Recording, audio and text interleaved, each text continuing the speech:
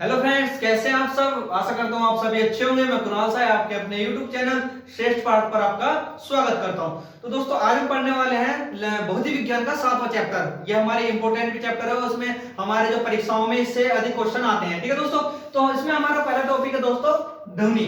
क्या है दोस्तों? ध्वनि। ध्वनि को कैसे, जैसे कि आपने सुना होगा कि हमारी कितनी हर्ट्ज की ध्वनि हमारे सुनने के लिए अनुकूल है, कितनी ध्वनि हमारे, कौन सी ध्वनि हमारे लिए अनुकूल है और कौन सी हमें सुनाई नहीं देती है, इन सभी के बारे में हम चर्चा करने वाले हैं। ठीक है दोस्तों, और कौन सी ध्वनि हमारे, ध्वनि कितने प्रकार की होती है, ये सब इनके बारे में हम इसमें इस वीडियो में अध्ययन करने वाले हैं। ठीक है दोस्तों, ठीक है। तो ध्वनि दोस्तों, ध्वनि किसे कहते हैं? सामान्य बोलचाल में ध्वनि वे होती है जिसको हम सुन पाते हैं, वो ध्वनि कहते हैं। ठीक है दोस्तों, जिसको हम अपने कानों से सुन पाते हैं उसको हम ध्वनि कहते हैं। ठीक है, ये तो हो गया हमारे सामान्य बोलचाल की भाषा जो हम डेली यूज करते हैं। ठीक है दोस्तों, तो अब हमारी है दोस्तों साइंटिफिक भाषा। साइंटिफिक भाषा क्या कहती है कि हमारी 20 हर्ट्ज से 20,000 प्लस, इससे अधिक भी हो सकती है। यानी कि 20 हर्ट्ज से 20,000 हर्ट्ज तक की जो ध्वनि होती है, जो 20 हर्ट्ज से 20,000 हर्ट्ज तक की तरंगों की जो आवृत्ति होती है उसे हम ध्वनि कहते हैं। ठीक है दोस्तों, 20 हर्ट्ज से 20,000 हर्ट्ज तक तरंगों की आवृत्ति को हम ध्वनि कहते हैं। ठीक है दोस्तों, अगला, ये तो हमारी इसकी डेफिनेशन आपको समझ में आ गई होगी। ठीक है, तो दूसरा पॉइंट है हमारा दोस्तों ध्वनि की चाल। क्या है दोस्तों?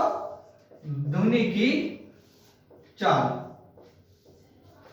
ठीक है दोस्तों, ध्वनि की चाल, ध्वनि की चाल जो होती है वो हमारे माध्यमों पर निर्भर करती है। किस पर निर्भर करती है? ध्वनि की चाल हमारे माध्यमों पर निर्भर करती है। ठीक, जैसे कि आपने देखा होगा कि ठोसों में, जैसे कि आप, मैं बता दूं माध्यम कौन कौन से होते हैं।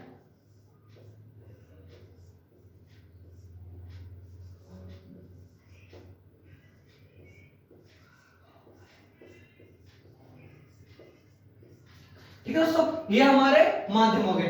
तो दोस्तों इसमें क्या है, इसकी डेफिनेशन में कि जो हमारी ध्वनि की चाल होती है वो हमारे माध्यमों पर निर्भर करती है। ठीक है दोस्तों, जैसे कि आप, हमारे ठोस में सबसे अधिक ध्वनि की चाल होती है। हमारी जो ध्वनि की चाल होती है वो ठोस में सबसे अधिक होती है। जैसे कि हम इसमें ले लेंगे लोहा, पीतल आदि। ठीक है दोस्तों, द्रव, जो हमारे द्रव होती है, द्रव में ध्वनि की चाल ठोस की अपेक्षा कम होती है। यानी कि ठोस में अधिक होगी ध्वनि की, ठोस से कम होगी। द्रव में ध्वनि की चाल ठोस से कम होगी। जैसे ले लेंगे हम जल, ठीक, और कोई भी लिक्विड पदार्थ। ठीक, कोई भी लिक्विड पदार्थ ले सकते हैं। ठीक, अब हमारा गैस, जैसे कि गैस हाइड्रोजन हुई, इसके अंतर्गत में हम कोई सी भी गैस ले सकते हैं। तो दोस्तों अब इसमें क्या पता चलता है कि हमारी जो ध्वनि की चाल होती है वो हमारे माध्यमों पर निर्भर करती है। माध्यम हमारे ये 3 है। तो दोस्तों ठोसों में ध्वनि की चाल सबसे अधिक होती है, उसके बाद द्रव में, ठीक, उसके बाद गैस में। यानी कि सबसे अधिक ठोस में और सब बीच में हमारा द्रव है और सबसे कम हमारी गैस में। ठीक है दोस्तों, ध्वनि की चाल ठोसों पर निर्भर करती है और ये इसका सीक्वेंस है। ठीक है दोस्तों, अगला पॉइंट है हमारा, देख लेंगे एक बार।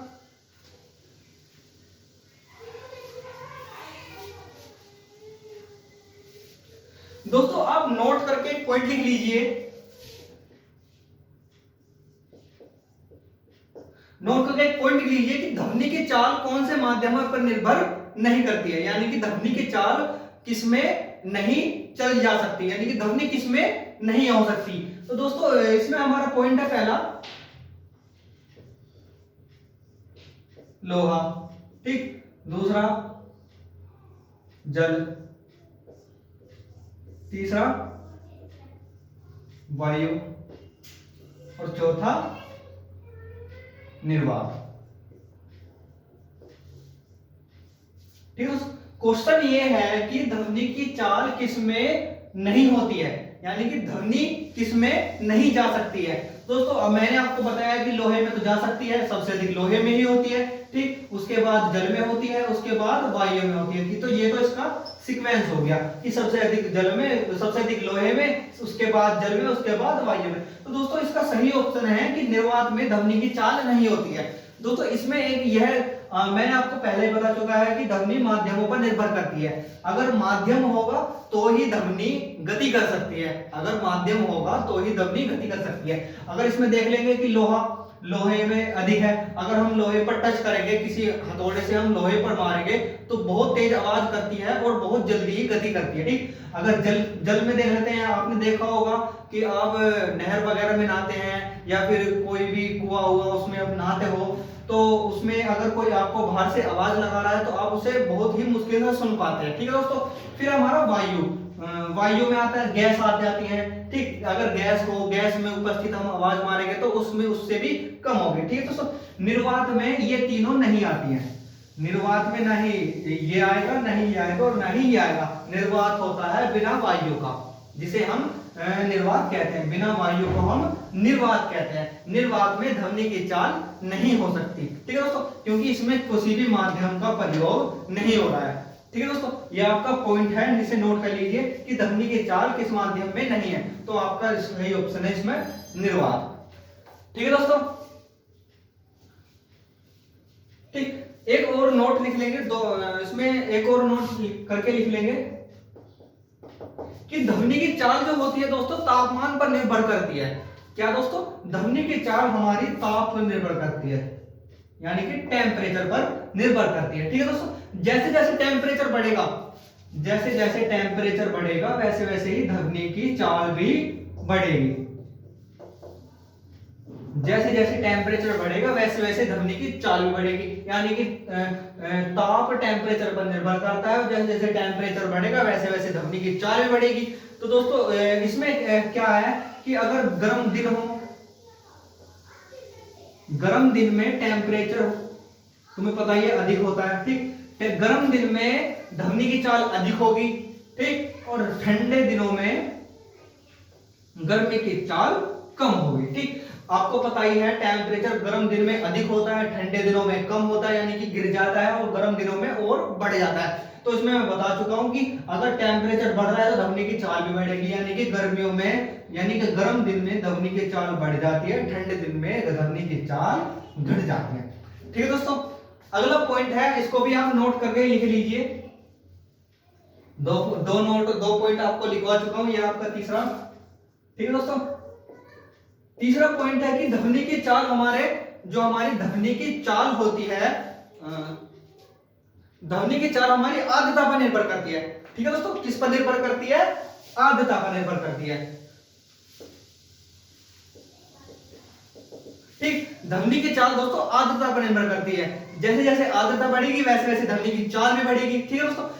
जैसे कि आप देख लीजिए कि गर्म दिन में आर्द्रता अधिक होती है, आपको पहले भी बता चुका हूं कि गर्मियों में अधिक होती है ध्वनि की चाल, आर्द्रता गर्म दिन में अधिक होती है, तो आर्द्रता में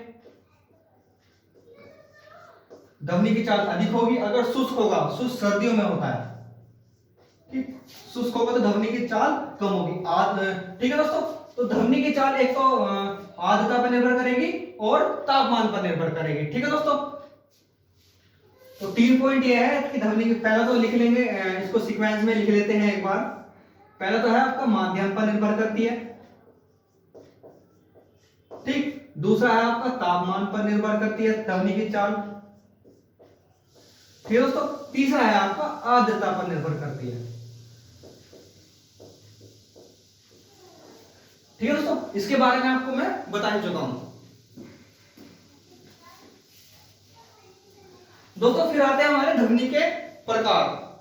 क्या आते हैं दोस्तों? ध्वनि के प्रकार,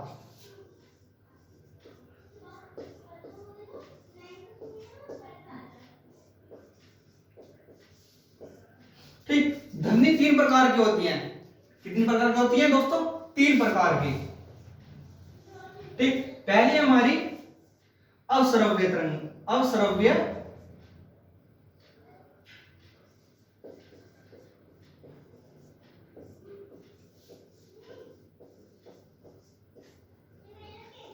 ठीक है दोस्तों। अवश्रव्य तरंगे किसे कहते हैं दोस्तों? 20 हर्ट्ज से नीचे की जो तरंगे होती हैं, यानी कि 20 हर्ट्ज से अवश्रव्य तरंगे बोल दो, अवश्रव्य ध्वनि बोल दो, तरंगे ही लिख लेते हैं वैसे। ठीक दोस्तों, 20 हर्ट्ज से नीचे की जितनी भी तरंगे होती हैं उसको हम अवश्रव्य तरंगे कहते हैं। क्या कहते हैं? अवश्रव्य तरंगे कहते हैं। ठीक है दोस्तों, इसमें क्या होता है, जो हमारे घोड़े होते हैं, कुत्ता होता है, बिल्ली होते हैं, खरगोश होते हैं, वे इन तरंगों को सुन पाते हैं। ठीक है दोस्तों, आपने सुना होगा कि कुत्ते जो है पहले से ही आभास कर लेते हैं। तो दोस्तों जो आभास करते हैं कि तो ऐसा होने वाला है कि वो सुन लेते हैं, पहले से ही सुन लेते हैं कि घोड़े की चाल से सुन लेते हैं, या फिर कोई जंतु आ रहा है उसको सुन लेते हैं। ठीक है दोस्तों, वो अवश्रव्य तरंगों के अंतर्गत आता है। दोस्तों इसमें एक पॉइंट ये है कि इसे मनुष्य नहीं सुन सकता। क्या नहीं सुन सकता? मनुष्य नहीं सुन सकता, क्योंकि उसके कानों तक यह ध्वनि नहीं जा पाती। 20 हर्ट्ज से नीचे की ध्वनि मनुष्य के कानों तक नहीं जा पाती है। ठीक है दोस्तों, यह होगा आपका पहला पॉइंट। दूसरा आपका दोस्तों श्रव्य तरंगे। ठीक है दोस्तों, श्रव्य तरंगे किसे कहते हैं? जो श्रव्य तरंगे होती है हमारी, वो 20 हर्ट्ज से लेकर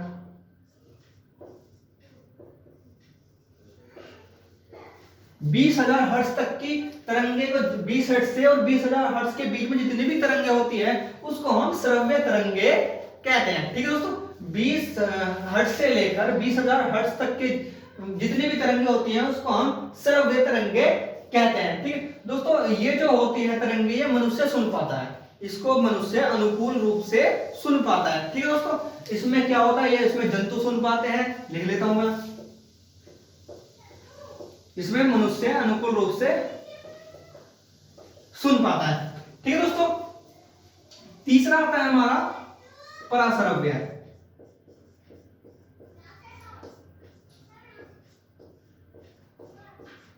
पराश्रव्य तरंगे। ठीक दोस्तों, इसमें कितने हर्ट्ज की तरंगे होती है? इसमें होती है आपकी 20,000 हर्ट्ज से अधिक।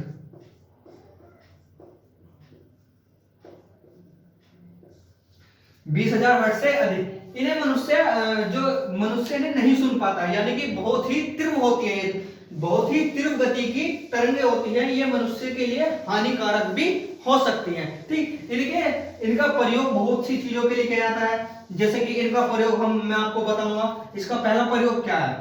ठीक, पराश्रव्य तरंगों का प्रयोग बहुत सी हमारे यूजेबल में, हमारे जो काम में उनका प्रयोग किया जाता है, जैसे कि हमारा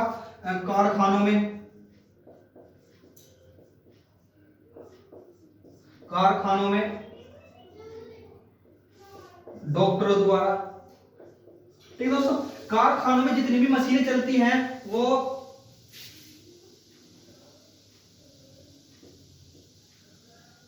कारखानों में जितनी भी मशीनें चलती हैं हमारी, जितनी भी मशीनों का प्रयोग करते हैं वो पराश्रव्य तरंगे उत्पन्न करती हैं। ठीक है दोस्तों, डॉक्टर कहते हैं कि आप ईसीजी करा के आओ, यानी कि ईसीजी करा कर आओ, ईसीजी में ही हमारा पराश्रव्य तरंगों का प्रयोग होता है। ठीक है दोस्तों, दूसरा पॉइंट है इसमें कि गुर्दों की पथरी।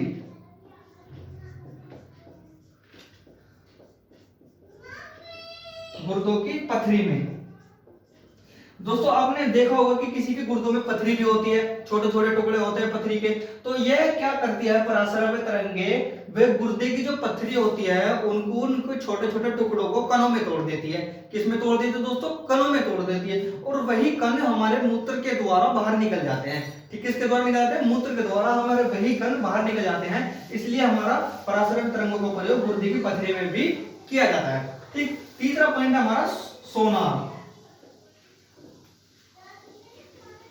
ठीक है दोस्तों, सोनार का प्रयोग कैसे किया जाता है? सोनार एक ऐसा यंत्र है जो हमारा समुद्र में स्थित कोई भी वस्तु हो, कोई भी पनडुब्बी हो, कोई भी चीज हो, उसकी गहराई पता लगाने के लिए हमारा सोनार का प्रयोग किया जाता है। अगर हम सोनार को प्रयोग पराश्रव्य तरंगों के रूप में करते हैं तो हमारी जितनी भी सोनार जितनी भी तरंगे उत्पन्न करती हैं वो पराश्रव्य तरंगे ही उत्पन्न करती हैं। उनके द्वारा ही हम वस्तु की गहराई या समुद्र तल की गहराई में जो भी वस्तु है उसका पता हम निकाल सकते हैं। ठीक है दोस्तों, ये तो आपके 3 पॉइंट होंगे, अपश्रव्य तरंगे, श्रव्य तरंगे और पराश्रव्य तरंगे।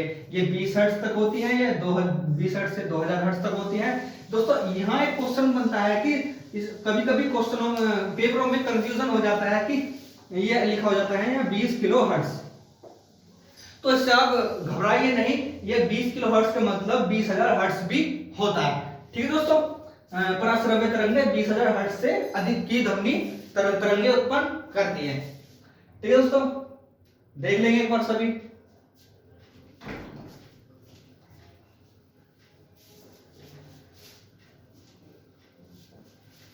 अब दोस्तों हम पढ़ने वाले हैं माध्यम में ध्वनि की चाल कितनी कितनी होती है। ठीक है दोस्तों, माध्यमों में ध्वनि की चाल कितनी कितनी होती है। एक टेबल बना लेंगे आप, ठीक है।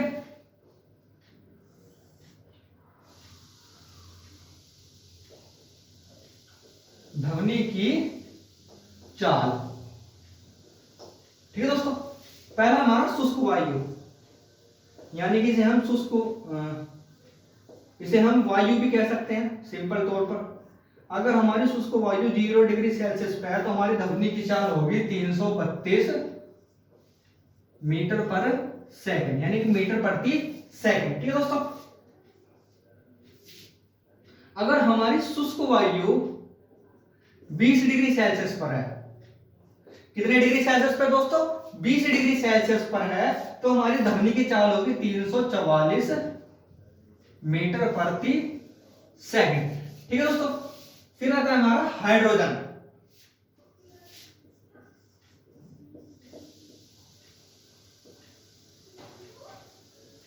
हाइड्रोजन, अगर हाइड्रोजन 0 डिग्री सेल्सियस पर है तो ध्वनि की चाल होगी आपकी 1284 मीटर प्रति सेकंड। ठीक है दोस्तों, फिर आता है आपका समुद्र तल।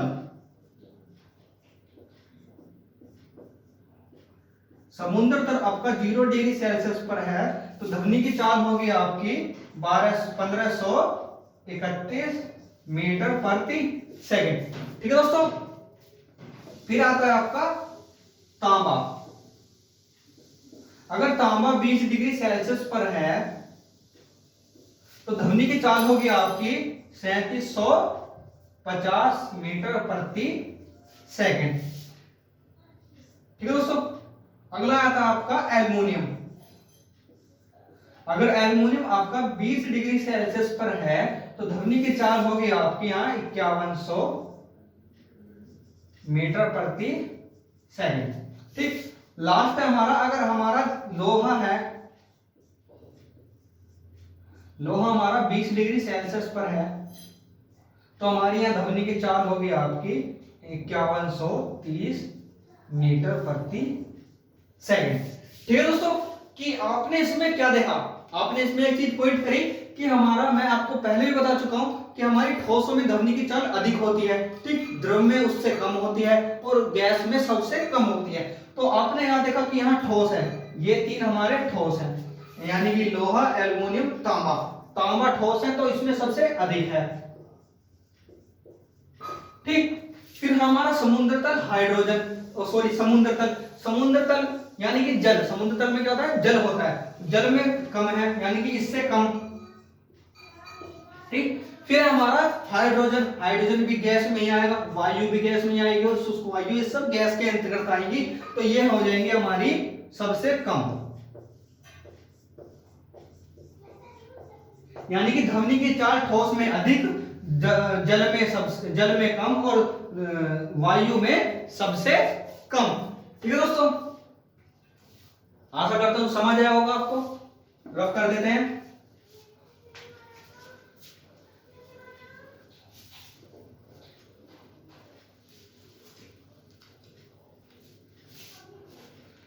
दोस्तों फिर आता है हमारा डेसिबल।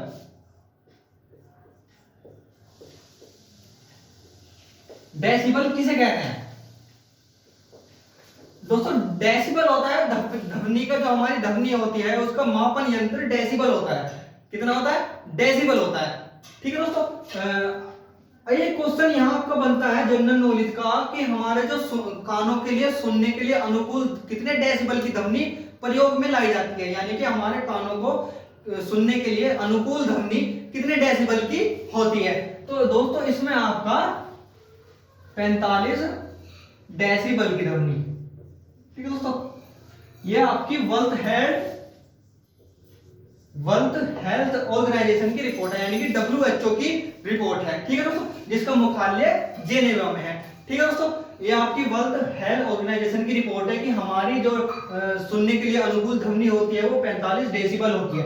अगर दोस्तों इससे अधिक हो जाए, यानी कि इससे अधिक, इसे हम कह सकते हैं 45 से 75 के बीच में हो सकती है, 75 के बीच में हो सकती है। अगर 75 से अधिक हो जाती है तो हमारे लिए हानिकारक हो सकती है। ठीक, अगर हमारी 85 हो जाती है, 85 से अधिक हो जाती है तो हमारे कानों से खून आने लगता है, यानी कि हम बहरे हो भी सकते हैं। ठीक, अगर हमारी हो जाती है दोस्तों 180 हो जाती है तो हम पागल भी हो सकते हैं, यानी कि हमारे मेंटलिटी प्रॉब्लम आ सकती है 180 ध्वनि, 180 डेसिबल की ध्वनि सुनने के लिए। ठीक है दोस्तों, अगला टॉपिक हमारा और सबसे लास्ट टॉपिक हमारा प्रतिध्वनि। कौन सा? प्रतिध्वनि। दोस्तों प्रतिध्वनि किसे कहते हैं? आपने देखा होगा कि आप कुएं में, अगर खाली कुआं हो या खाली मकान हो, बिल्कुल कोई उसके अंदर ना हो, यदि आप चिल्लाते हैं, जोर से आवाज करते हैं तो हमारी वही आवाज वापस लौट कर आ जाती है, यानी कि अब सतह से टकराकर जो भी अंदर होगा कुछ, यानी कि दीवार से टकराकर वापस हमारे पास आ जाती है। यानी कि जैसे कि आपने देखा कि आप पहाड़ों पर चिल्लाते हो, ठीक है, बड़ी बड़ी इमारत होती है वहां चिल्लाते हो तो वापस हमारी जो ध्वनि वापस लौट कर आती है उसको ही हम प्रतिध्वनि कहते हैं। ठीक है दोस्तों, समझ आया आपको? तो आज के लिए सिर्फ इतना ही, तो मिलते हैं अगली वीडियो में। तो इस वीडियो को लाइक कीजिए, शेयर कीजिए, सब्सक्राइब कीजिए और बगल में जो बेल आइकन है उसको भी दबा दीजिए। ठीक है दोस्तों, तब तक के लिए धन्यवाद और जय हिंद।